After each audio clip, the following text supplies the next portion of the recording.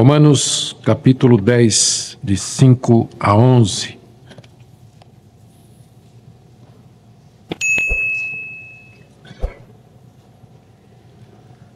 Diz assim a palavra de Deus. Palavras do apóstolo Paulo. Ora, Moisés escreveu que o homem que praticar a justiça decorrente da lei viverá por ela. Mas a justiça decorrente da fé assim diz: não perguntes em teu coração quem subirá ao céu, isto é, para trazer do alto a Cristo, ou quem descerá ao abismo, isto é, para levantar Cristo dentre os mortos. Porém, o que se diz? A palavra está perto de ti, na tua boca e no teu coração. Isto é, a palavra da fé que pregamos. Se com tua boca confessares Jesus como Senhor, e em teu coração creres que Deus o ressuscitou dentre os mortos, serás salvo.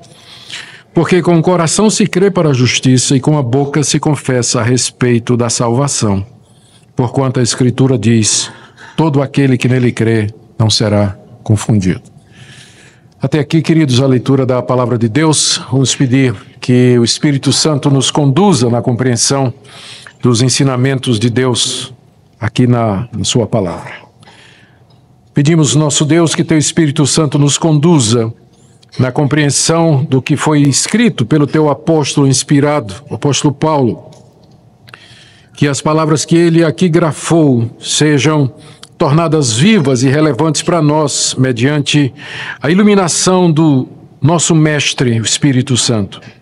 Pedimos, Pai, que cada um de nós nessa noite seja iluminado por ele e receba exortação, encorajamento, conforto, esclarecimento, tudo de acordo com a necessidade que o Senhor conhece tão bem.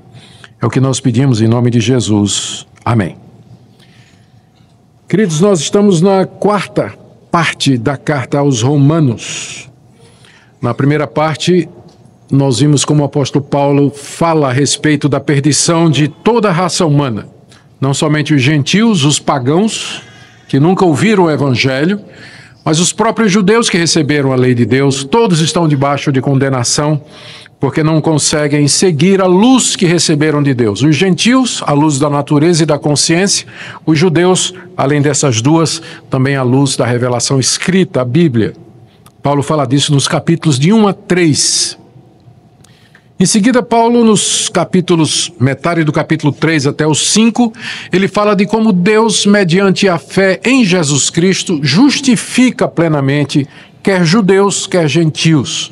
Na cruz do Calvário, Cristo ofereceu um sacrifício perfeito, uma propiciação, um pagamento pelos nossos pecados, de forma que, com base nesse sacrifício, Deus aceita e perdoa pecadores arrependidos que pela fé se chegam até Ele. Isso Paulo fala nos capítulos 3 a 5, como dissemos. De 6 a 8, Paulo fala de que maneira, então, esses pecadores que foram justificados gratuitamente pela fé em Cristo Jesus devem viver nesse mundo.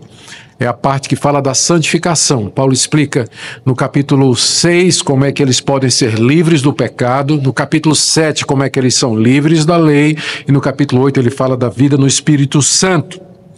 E aí entramos naquela parte que é considerada a mais complexa da carta aos Romanos, que é exatamente a quarta parte, capítulos de 9 a 11, onde o apóstolo Paulo responde a uma pergunta que estava latente durante todo esse tempo.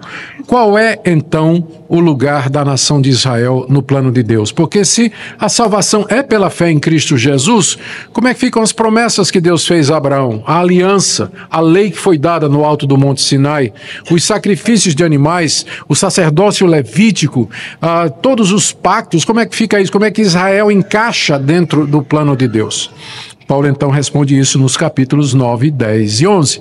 E ele dá uma resposta, e nesses capítulos a resposta vai em três direções. Na primeira, que está no capítulo 9, Paulo diz que Israel rejeitou o Messias por conta da eleição e da predestinação divinas. Porque há um Israel dentro de Israel. Serão salvos aqueles judeus que foram eleitos por Deus antes da fundação do mundo, os quais, ao ouvirem o Evangelho, creram no Senhor Jesus. Portanto, as promessas de Deus não falharam, porque as promessas, o pacto tinha sido feito com esse que Paulo chama de remanescente fiel. É disso que Paulo trata no capítulo 9. Mas aí em seguida, no capítulo 10, Paulo diz que Israel se perdeu por sua responsabilidade, porque eles desconheceram a justiça de Deus e resolveram estabelecer a sua própria, rejeitando Jesus Cristo, que está essa parte que foi a última mensagem que nós pregamos, que foi em dezembro. Eu vou ler para vocês, capítulo 10, de 1 em diante. Irmãos, a boa vontade do meu coração e a minha súplica a Deus a favor deles, eles aqui são os judeus, são para que sejam salvos. Naturalmente, então, eles estavam perdidos. Porque eu lhes dou testemunho de que eles têm zelo por Deus, porém não com entendimento, provando que não basta você ser zeloso por Deus, você tem que ter entendimento, senão seu zelo não vai lhe salvar. Porquanto, desconhecendo a justiça de Deus, ou seja, a maneira como Deus justifica o pecador, e procurando estabelecer a sua própria justiça, os judeus não se sujeitaram à justiça que vem de Deus. E que justiça é essa? Verso 4. Porque o fim da lei que Deus deu a Moisés é Cristo, para a justiça de todo aquele que crê. Ou seja, nesses versículos o apóstolo Paulo explicou o porquê que a nação de Israel rejeitou o Messias Jesus Cristo. A grande maioria dos judeus não creu que Jesus era o Messias, e eles entregaram Jesus para ser crucificado. A resposta de Paulo é que eles desconheceram o que Deus havia revelado no Antigo Testamento, de que a justificação do pecador é mediante a fé no Messias. Desconhecendo isso, então eles procuraram estabelecer o seu próprio caminho de salvação, que era o caminho de praticar a lei, de ganhar méritos diante de Deus, para que então pudessem merecer a salvação, e dessa forma eles acabaram rejeitando aquele que é o fim da lei, que é Jesus Cristo. Isso foi o que nós vimos na última mensagem. Na mensagem dessa noite nós vamos ver a continuação, onde o apóstolo Paulo diz que os judeus desconheceram a Jesus Cristo voluntariamente, porque Moisés havia falado com clareza no Antigo Testamento que a salvação é pela fé e não pelas obras. Paulo faz isso citando duas passagens. Uma em Levítico, onde ele fala a respeito da justificação mediante a lei, como sendo alguma coisa impossível, e a outra passagem em Deuteronômio, onde ele interpreta para mostrar que Moisés estava falando da salvação pela fé em Cristo Jesus. E ele termina com a citação em Isaías, no verso 11, como nós acabamos de ler. O meu objetivo nessa noite é tentar descompactar essa passagem, que é considerada por alguns como uma das passagens mais complicadas da carta aos Romanos, porque parece que Paulo está jogando Bíblia contra Bíblia, citando Moisés contra Moisés. Uma hora Moisés diz que a salvação é pela lei, e outra hora Moisés diz que a salvação é pela graça, né? Como é que a gente resolve isso? Então, meu objetivo é tentar entender a passagem de uma maneira clara, que faça sentido, e, mais uma vez, nos reassegurar daquilo que a Bíblia nos ensina, de que nós somos salvos pela graça na obra completa de Jesus. Meu objetivo é que você que já crê nisso se sinta renovado na sua fé, e você que talvez tenha dúvidas a respeito disso possa ser esclarecido, e que no final todos nós saiamos daqui nessa noite glorificando o nosso Deus por tão grande redenção. Vamos começar então com essa afirmação de Paulo de que o desconhecimento dos judeus para com Cristo e o caminho da salvação através dele não foi por ignorância. Paulo havia dito que a razão pela qual os judeus rejeitaram a Jesus é porque desconheceram o caminho da justificação que Deus havia determinado, que está no verso 3. Desconhecendo a justiça de Deus, eles estabeleceram a sua própria e não se sujeitaram à justiça que vem de Deus. Quando Paulo diz aqui que os judeus desconheceram o caminho da salvação, que está no Antigo Testamento, ele não está dizendo que os judeus não tiveram conhecimento, como quem nunca tinha lido, mas simplesmente que eles tiveram conhecimento, mas resolveram ignorar. e resolveram seguir o seu próprio caminho. Ou seja, o problema dos judeus não era ignorância, porque a doutrina da salvação pela fé está no Antigo Testamento. O problema dos judeus foi rebelião e incredulidade. Eles rejeitaram o que Deus havia revelado na Antiga Aliança, através de Moisés, e resolveram estabelecer o seu próprio caminho, ou seja, o homem é salvo pela guarda da lei. Se eu guardar todos os mandamentos, se eu seguir todos os estatutos e juízos que Deus estabeleceu, então no final eu merecerei a salvação. Não foi isso que aconteceu, diz o apóstolo Paulo. Eles, na verdade, agiram movidos pela incredulidade e desobediência. E aqui, no meu segundo ponto, Paulo prova isso, citando o próprio Moisés a respeito da maneira pela qual o homem é justificado. E ele faz isso com duas passagens. A primeira é uma passagem de Levítico 18, verso 5. Veja comigo aí o verso 5. Ora, Moisés escreveu em Levítico, capítulo 10, 18, verso 5, você pode conferir na sua Bíblia. Ora, Moisés escreveu que o homem que praticar a justiça decorrente da lei viverá por ela. Paulo está citando o Antigo Testamento porque ele sabe que na igreja de Roma, a quem essa carta é dirigida, há muitos judeus. E que haveria muito questionamento a respeito de tudo isso que Paulo está fazendo. Como os judeus recebiam a lei de Moisés, as escrituras do Antigo Testamento, como sendo a palavra de Deus, Paulo usa a palavra de Deus para argumentar. E ele diria, como se ele dissesse, a própria escritura da Antiga Aliança, que vocês consideram como palavra de Deus, ela já ensina, ou ela já ensinava isso que eu estou ensinando. Por exemplo, o próprio Moisés disse que o homem que quiser praticar a justiça que vem da lei, vai viver por ela. Como Paulo está interpretando essa passagem? Essa passagem diz literalmente, lá em Levítico 18:5, os meus estatutos e os meus juízos guardareis. Isso é Deus falando para Israel.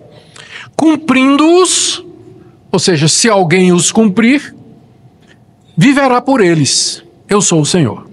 Então o judeu entendeu que com isso Deus estava dizendo que o caminho da vida eterna e da vida no reino messiânico era mediante a guarda dos estatutos e dos mandamentos. Então, por isso os judeus achavam que guardar a lei levava para Deus.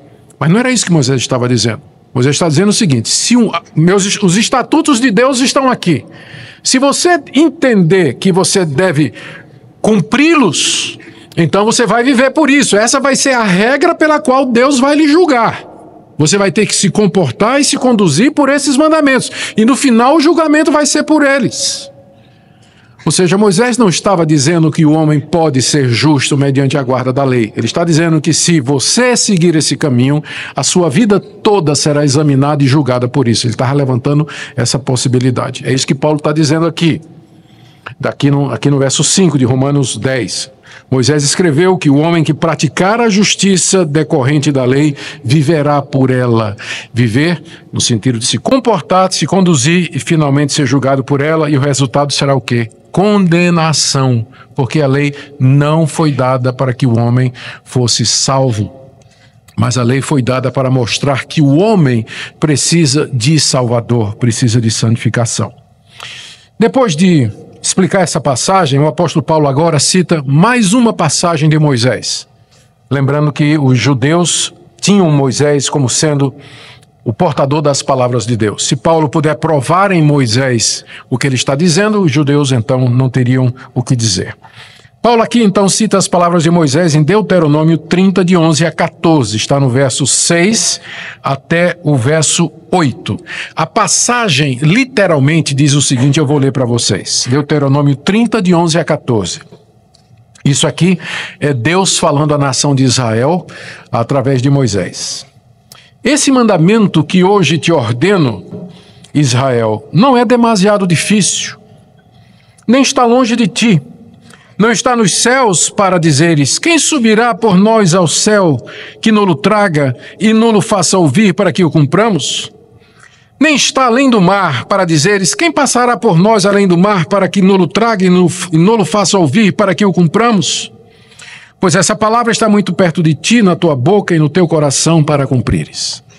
O que é que Moisés, à primeira vista, estava dizendo? ele estava dizendo à nação de Israel o seguinte: esses mandamentos, os 10 mandamentos, as leis cerimoniais, as leis referentes ao sacrifício, a legislação civil e todo aquele conjunto de leis que compõem a legislação mosaica, Moisés diz para o povo: essas leis que vocês estão recebendo, elas não são difíceis.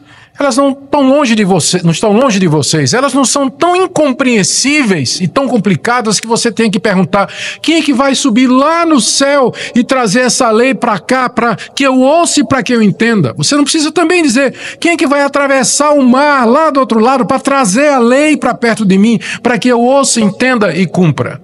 Você não precisa dizer isso. Por quê? Porque a lei, na verdade, ela está perto de você. Ela está na sua boca e no seu coração. Então os judeus pegaram essa passagem e disseram assim: então Moisés está dizendo que nós podemos guardar a lei. E que é fácil, que é possível guardar a lei de Deus. Então, os judeus se fortaleceram com essa interpretação e o judaísmo do segundo templo, o farisaísmo, na época de Jesus, ensinava que o homem era salvo pela guarda da lei. Inclusive citando passagens como essa de Deuteronômio, onde Moisés parece estar dizendo que é fácil guardar a lei. Não é uma coisa tão impossível como ir lá no alto dos céus e nem tão distante como ir na profundeza do mar. Mas é alguma coisa que está perto de nós, portanto, é perfeitamente factível. Nós podemos fazer. Essa era a interpretação corrente na época de Paulo entre os judeus para justificar que o homem se salva pela obediência. Mas aí Paulo dá a interpretação da passagem. E a interpretação é surpreendente. Ele diz que quando Moisés fala: não pergunte no seu coração quem é que vai subir ao alto para trazer a lei para que eu ouça e entenda. O que Moisés está dizendo é: quem é que vai subir ao alto para trazer a Jesus Cristo? Porque Cristo é o final da lei, ele é o objetivo da lei, ele é aquele que cumpre a lei. E o próprio fato do judeu perguntar: quem é que vai trazer a lei para perto de mim? Já significa que ele não pode ser salvo pelos seus méritos. Ele precisa de alguém que traga a lei para ele. Alguém que traga a redenção para ele. Então, na hora que Moisés diz: não pergunte quem é que vai trazer do alto a lei para que eu possa ouvir, compreender e praticar, Paulo está dizendo, ele está simplesmente falando a respeito de Jesus Cristo. Era como se... é como ele diz aqui: isto é, não pergunte no seu coração quem é que vai subir ao céu para trazer Cristo. A resposta é: você não precisa fazer essa pergunta, porque Deus já mandou Jesus Cristo. Ele já desceu do céu à terra. Ele nasceu no ventre da Virgem Maria. Ele encarnou, ele se tornou um de nós. Ele está entre nós. Viveu a nossa vida como um de nós, como participante da raça humana. Então, essa questão já foi resolvida. E não foi você que resolveu, não foi por suas obras. Da mesma forma, não pergunte quem é que vai ir no fundo do abismo para trazer a lei, isto é, trazer Cristo de entre os mortos, porque ele já ressuscitou depois de ter morrido pelos seus pecados, de ter sofrido na cruz do Calvário. Ele ressurgiu triunfante da sepultura, ele vive pelos séculos dos séculos, tendo efetuado uma perfeita redenção. Portanto, a única coisa que você precisa fazer, essa palavra do Evangelho está pertinho de você, ela está na sua boca e no seu coração. Aí Paulo termina no verso 8 dizendo, é isso que ele diz no final do verso 8, leia comigo. O que se diz? O que é que Moisés disse depois de dizer? Não se pergunte quem vai para cima nem quem vai para baixo. O que é que Moisés disse? Moisés disse, a palavra está perto de ti, na tua boca e no teu coração. Aí Paulo diz, mas é exatamente isso que eu prego, não é isso? Final do verso 8. Essa é a palavra da fé que pregamos. Porque é a fé que pergunta, onde está Cristo? Onde está aquele que é meu Salvador? É a fé que pergunta isso. Será que ele está tão alto? Será que ele está tão longe, tão distante? E Paulo então vê nas palavras de Moisés o próprio evangelho da graça sendo explicado. É por isso que ele diz, os judeus não têm desculpa. Quando os judeus desconheceram o caminho de Deus, eles fizeram isso com base na sua incredulidade e na sua rebelião, porque o próprio Moisés falou que a redenção era mediante a descida do Salvador e a ressurreição dele. E essa palavra, então, a palavra da salvação, ela está perto de nós, ela está na nossa boca e no nosso coração. É assim que Paulo dá essa interpretação. E na terceira parte do que eu quero dizer para vocês nessa noite, nós vemos Paulo agora juntando o evangelho de Moisés e o evangelho dele, numa passagem que é talvez uma das passagens mais úteis de toda a Bíblia para explicar a alguém como é que essa pessoa pode ser salva. Você já pode marcar aí na sua Bíblia. É aquele versículo que a gente tem guardado, né? De repente você está numa conversa e alguém pergunta, tá, tudo bem, mas o que é que eu faço para ser salvo? Aí você, olha aqui, ó. Se com a tua boca confessares Jesus como Senhor e em teu coração creres que Deus o ressuscitou dentre os mortos, serás salvo. Porque com o coração se crê para a justiça e com a boca se confessa a respeito da salvação. Nesses dois versículos, Paulo resume o evangelho de Moisés e o evangelho que ele prega. E como eu disse, eles se constituem talvez uma daquelas passagens mais claras, úteis e preciosas para mostrar a alguém o caminho da redenção. De que maneira alguém pode ser salvo? Quer seja um judeu, quer seja um gentil. O que é que Moisés ensinou? O que é que Paulo ensinou? Está resumido em duas coisas que, na verdade, é apenas uma, que se expressa de duas maneiras. Primeiro, verso 9, você tem de crer de todo o coração que Deus ressuscitou Jesus de entre os mortos. Paulo diz aqui, verso 9, na parte final, se creres que Deus o ressuscitou dentre os mortos. E no verso 10, com o coração se crê para a justiça. Você tem de crer com o coração que Deus ressuscitou Jesus Cristo dentre os mortos. Você deve crer que Deus fez Jesus Cristo reviver depois de ter ficado morto pelo período de 3 dias após ter sofrido na cruz. Meus irmãos, nós não vemos mortos ressuscitar. Mortos não ressuscitam. Mortos não ressuscitam. Nós não vemos isso acontecer. Ninguém vê isso acontecer, porque mortos não ressuscitam. Mas a condição para que você seja cristão e para que você seja salvo é que Deus fez uma exceção há 2000 anos atrás, quando Ele fez Jesus de Nazaré viver outra vez, depois de ter passado 3 dias morto e sepultado. Se você não crê nisso de coração, você não pode ser cristão e, muito menos, mais importante, você não pode ser salvo. Quando ele fala crer de coração, significa crer sinceramente, sem sombra de dúvida. O coração é que representa o que nós somos por dentro. Crer com todas as veras da sua alma, com todo o seu intelecto, com toda a sua vontade, com tudo que você é. É a verdade mais fundamental da sua vida, que Deus ressuscitou Jesus de Nazaré daquela sepultura lá em Jerusalém há 2000 anos atrás. Esse é o princípio fundamental do cristianismo. Se você tirar isso do cristianismo, ele vira uma religião moralista, de ética, de boa vontade para com o próximo, fazer o bem para todo mundo, salve as baleias, salva a mata amazônica e por aí vai. É isso que faz o cristianismo diferente de todas as outras religiões, porque é baseado num milagre único de Deus há 2000 anos atrás, que ele trouxe aquele carpinteiro à vida. Você crê nisso? De todo o coração, sinceramente, no fundo da sua alma. Essa é a primeira coisa que Paulo diz. Significa, não somente que crê que Deus o ressuscitou dentre os mortos, mas que ele vive. Porque ele não ressuscitou para morrer de novo, como outras ressurreições aconteceram na Bíblia. E a diferença entre a ressurreição de Cristo e a de Lázaro, por exemplo, é que Lázaro morreu de novo. Por isso que a ressurreição de Cristo é um milagre único, exclusivo, não tem nenhum igual a ele. Porque ele ressuscitou para viver eternamente. Então, quando você diz, eu creio que Jesus ressuscitou, você está dizendo, eu creio que ele está vivo hoje, aqui e agora. E que ele está assentado no trono do universo e que tem todo o poder no céu e na terra. É isso que significa. E aí tem o outro lado disso, é o outro lado da mesma moeda. Como resultado inseparável e inevitável, vem a confissão pública de que Jesus Cristo é Senhor. Veja como as duas coisas estão ligadas. Verso 9. Se com tua boca confessares Jesus como Senhor e em teu coração creres que Deus ressuscitou dentre os mortos, serás salvo. São as duas coisas, o crer no coração e o confessar com a boca. Mesma coisa quando chega no verso 10. Porque com o coração se crê para a justiça, ou seja, com o coração você crê para ser justificado e com a boca você confessa a respeito da salvação que você recebeu. As duas coisas andam juntas. juntas, crer com o coração e confessar com a boca. Por quê? Porque a boca fala do que está cheio o coração. Jesus é Senhor é a confissão mais básica e fundamental de todo o Novo Testamento. Hoje em dia essa expressão, para nós, ela perdeu o sentido. Jesus é Senhor. O que é um Senhor? Eu cresci chamando meu pai de Senhor e minha mãe de Senhora. Ensinei meus filhos a fazer a mesma coisa. Hoje em dia eu acho estranho quando eu vejo um moleque dizer para papai, você. Cada um cria os filhos como quiser. Estou apenas dizendo que eu estranho. Né? Você cria o seu filho do jeito que você quiser. Mas eu estou dizendo eu estranho.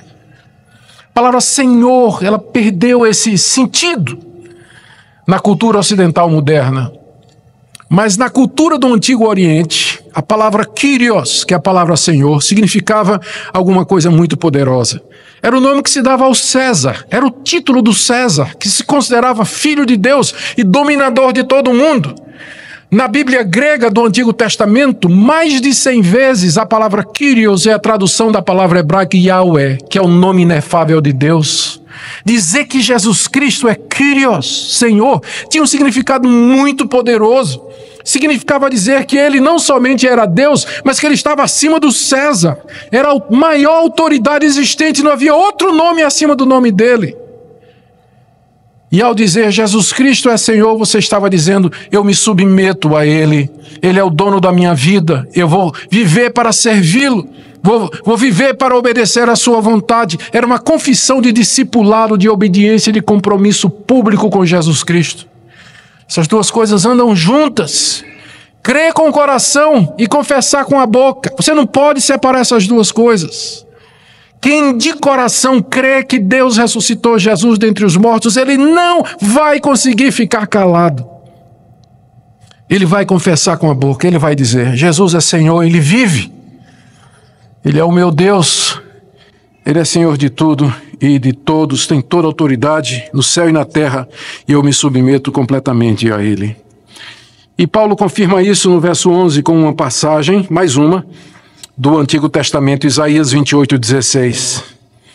Ele diz assim, porquanto a Escritura diz, e aí ele cita Isaías, todo aquele que nele crê não será confundido. Deus já havia deixado, através de Isaías, essa palavra.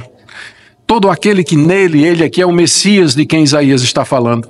Todo aquele que nele crê no Messias Jesus Cristo, esse não será confundido. Confundido significa não será frustrado, não ficará confuso, não fugirá amedrontado, não ficará aterrorizado, incerto, mas não terá os seus sonhos desfeitos, mas ao contrário, será assegurado da vida eterna. E no dia do juízo será justificado diante de Deus e entrará no reino do Messias e viverá o shalom eterno com ele. Jamais será confundido aquele que crê em Jesus Cristo no seu coração, que ele é o Senhor ressurreto dentre os mortos e confessa isso com a boca. Queridos, o que é que nós podemos aprender dessa passagem tão rica e impossível de destrinchar, talvez, com a única mensagem? Primeira lição que eu queria tirar nessa noite é que a salvação sempre foi do mesmo jeito, antes de Cristo e depois de Cristo. Deus não tem dois métodos de salvação, Deus não tem dois povos. Alguns acham que Deus que tem Israel e tem a igreja como plano B. Deus nunca teve plano B, Deus sempre teve um único povo que foi salvo sempre da mesma maneira. O evangelho sempre foi um. O evangelho de Moisés é igual ao evangelho de Paulo. Veja como Paulo diz aqui, é isso que nós pregamos, isso que Moisés ensinou, é isso que nós estamos pregando aqui. Há uma unidade entre o Antigo e o Novo Testamentos. Há um só povo. Nós fazemos parte de um povo antigo. A igreja não começou em Pentecostes, como às vezes nós dizemos. Em Pentecostes nós temos a etapa pentecostal da igreja com a presença do Espírito Santo em todo o povo de Deus, mas sempre foi uma igreja, um povo só. A igreja começa no Éden, com a palavra da redenção, de ti virá aquele que esmagará a cabeça da serpente. Pertencemos a um povo antigo. Nós não estamos aqui de ontem. Nós somos a religião mais antiga de todo o planeta. Perdemos alguns segundos para a religião das obras, que foi aquela inventada por Caim. Quer dizer, ela vem em segundo lugar, não é? Religião das obras. Mas Esse é o nosso povo a que nós pertencemos pela graça de Deus. Sempre foi um povo, uma salvação, um Messias, uma mesma fé, como Paulo afirma em Efésios capítulo 4. Segunda coisa que nós podemos aprender aqui é a unidade entre os dois testamentos. O Novo Testamento se esconde no Velho, e o Velho só pode ser compreendido à luz do Novo. Se você lê o Antigo Testamento sem o pressuposto de Cristo, você vai ter a mesma leitura dos judeus. Qual a diferença entre nós e os judeus? Porque ambos temos o Antigo Testamento como palavra de Deus. O judeu recebe o Antigo Testamento como palavra de Deus. É claro que ele não chama de Antigo Testamento. Quem chama de Antigo é nós, porque temos um Novo, né? Mas para o judeu é a Torá, né? Palavra de Deus, as Escrituras. Qual é a diferença da leitura deles e da nossa? É porque nós lemos o Antigo Testamento do ponto de vista cristão, cristologicamente, tendo Jesus como sendo o centro das Escrituras do Antigo Testamento. Nós já sabemos que ele é o tema central do Antigo Testamento. As genealogias do Antigo Testamento conduzem a Cristo. O sistema sacrificial aponta para Cristo. As histórias do Antigo Testamento apontam para Jesus. As instituições de Israel apontam para Jesus Cristo. A lei aponta para Jesus Cristo. Nós lemos as Escrituras a partir de Jesus Cristo. Elas, portanto, fazem sentido. É isso que Paulo está fazendo aqui, por exemplo, quando ele interpreta Deuteronômio. Uma terceira lição que nós tiramos aqui é a ratificação, ou mais uma vez, o reforço do que nós temos ensinado aqui nesse púlpito, e os demais pastores também, de que o homem é justificado diante de Deus não por obras da lei, não por mérito, mas mediante a fé na obra completa de Jesus Cristo. E essa fé se manifesta da seguinte maneira: ela é esmiuçada, ela significa você crer no seu coração na ressurreição de Jesus Cristo, como aquele milagre exclusivo há 2000 anos atrás, e você confessar publicamente essa fé que Jesus Cristo é Senhor. As duas coisas estão intimamente ligadas. E outra lição que nós tiramos aqui é que grande redenção. A palavra, portanto, a salvação, portanto, está ao seu alcance, porque ela não está lá no céu, no alto dos céus, e ela não está lá no fundo do mar.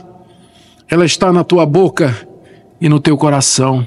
Se você no coração crer que Deus ressuscitou a Jesus dentre os mortos, e com a boca você professa isso, você será salvo, será perdoado dos seus pecados, não importa o tamanho deles. Você será justificado das suas iniquidades e recebido por Deus como seu filho.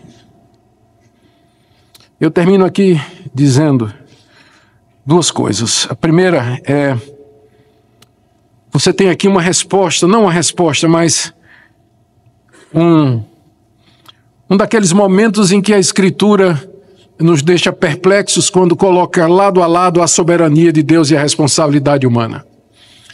No capítulo 9, como eu disse, Paulo explica a rejeição de Israel com base na soberania de Deus. Ele diz: Israel rejeitou o Messias porque somente os escolhidos por Deus é que podiam crer. Então, então a rejeição de Israel é resultado da soberania de Deus, da predestinação e da eleição. Muito bem.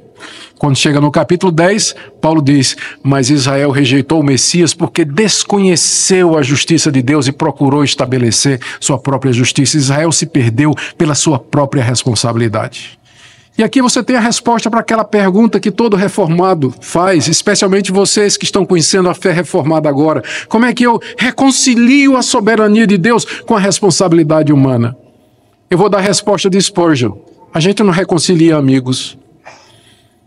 Quem precisa de reconciliação são inimigos, mas na Bíblia a soberania de Deus não é inimiga da responsabilidade humana. As duas coisas andam juntas, como os dois trilhos de um trem que caminham lado a lado, nunca se tocam, a não ser lá no infinito. Lá na eternidade eu vou saber como é que a responsabilidade de Deus, a soberania de Deus e a responsabilidade humana se cruzam, mas por enquanto eu olho e vejo dois trilhos. A Bíblia ensina com clareza, Romanos 9, a soberania de Deus. São salvos aqueles que Deus escolheu, e ensina com a mesma clareza a responsabilidade do homem. Se você crer no coração e você confessar com a boca, você vai ser salvo. As duas coisas andam juntas, e o que Deus uniu, o homem não separe. Não procure negar um lado ou o outro para tentar resolver a equação, porque não vai resolver. Você tem que manter as duas coisas juntas e conviver com elas. E é maravilhoso, garanto a você que funciona. Quando eu estou de joelhos, é tudo Deus. Senhor, salva meu vizinho. Senhor, salva meu filho. Senhor, salva meu amigo. E aí eu me levanto e vou evangelizar meu filho, meu vizinho e o meu amigo. As coisas andam juntas, como Paulo mostra aqui. Capítulo 9, Israel se perde por conta da soberania de Deus. Capítulo 10, Israel se perde por conta da sua própria responsabilidade. Capítulo 9, somente aqueles que Deus escolheu vai ser salvo. Capítulo 10, se você crer e você confessar, você vai ser salvo. Essa é a resposta da Escritura, mantendo juntas essas coisas. A última coisa que eu quero dizer é que você não pode separar a confissão do coração crente. As duas coisas andam juntas. Às vezes as pessoas pensam assim: eu sou crente, mas eu vou guardar isso para mim. Sabe como é? Porque lá na escola, se eu disser que eu sou crente, quando os meninos vierem com revista pornográfica, que hoje ninguém tem mais isso, né? Quando os meninos vierem com fotografia de mulher nua no celular, né? Eu vou dar uma risadinha amarelinha assim e tal, não vou dizer nada. Senão o pessoal vai fazer bullying em mim o tempo todo. Jovem, eu digo a você, é melhor você sofrer bullying agora do que o bullying de Deus no dia do juízo. Vai ser muito mais severo. Muito mais severo. Se você crê no coração, você tem que professar publicamente. As duas coisas andam juntas. Uma fé que não é professante, ela é inexistente. Isso vale também para o ambiente de trabalho. Isso vale também para o ambiente universitário, onde às vezes os cristãos se sentem acuados por causa da hostilidade de professores e de colegas. Eles ficam lá como agente secreto de Cristo, né? Orando para que ninguém descubra que ele é cristão. Não tem agente secreto no cristianismo. Tem corações que professam publicamente que Jesus Cristo é Senhor. Eu sei que às vezes isso é difícil, vamos precisar de sabedoria. Vamos precisar de sabedoria. Mas o ponto é que nunca você pode negar a Jesus Cristo se você no coração crê que Ele é Senhor e que Deus ressuscitou dentre os mortos. Isso tem que fazer diferença na sua vida, no seu trabalho, na sua escola, na sua família. Cristianismo não é uma religião individual que você guarda para você como o budismo ou como autoajuda, mas é uma religião confessante. Ela é pública. Ela compromete aquele que diz que crê. Ela exige um compromisso. E nessa noite eu quero chamar você a assumir esse compromisso, se você professa que é um cristão. Se você diz no coração que crê que Jesus ressuscitou dos mortos pelo poder de Deus, então seja coerente com isso no seu trabalho, na sua vida, na escola, no dia a dia. Que Deus nos ajude, irmãos, a sermos uma igreja confessante, firme, sem temor. Nesse exato momento, nessa mesma ocasião, há centenas de irmãos nossos que estão sendo perseguidos, mortos, assediados pela polícia, perdendo os seus bens, exatamente porque eles não têm receio, nesses países fechados para o Evangelho, de professar Jesus Cristo. E nós aqui no Brasil, onde temos toda essa liberdade, ficamos receiosos de que lá na escola o professor de Química, Biologia, que é evolucionista, vai descobrir que eu sou crente. E vai ficar me perseguindo em sala de aula. Que seja. Mas se você crê, sua boca não pode ficar fechada. Que Deus nos ajude, irmãos, a viver esse evangelho que nós professamos. Amém? Oremos. Pai querido, a palavra está perto de nós, na nossa boca e no nosso coração. Te damos graças por isso, porque jamais poderíamos subir aos céus ou descer ao mais profundo do mar em busca dessa redenção, mas o Senhor do alto trouxe a Cristo e das profundezas da terra o ressuscitou dos mortos, de maneira que a palavra está na minha boca e no meu coração. Senhor, se há alguém aqui que ainda não compreendeu o Evangelho, que seja essa noite de iluminação. Se há crentes aqui que estão traindo a sua confissão com um comportamento inadequado, incoerente com a profissão em Cristo Jesus, ó Deus, repreende com ternura, com firmeza, traz de volta esse teu filho, essa tua filha aos caminhos do Evangelho. E ajuda-nos a viver para a tua glória, para exaltarmos o teu nome aqui nesse mundo. Pedimos em nome de Jesus. Amém. Baixe nossos conteúdos gratuitamente. Acesse o canal pelo link na descrição.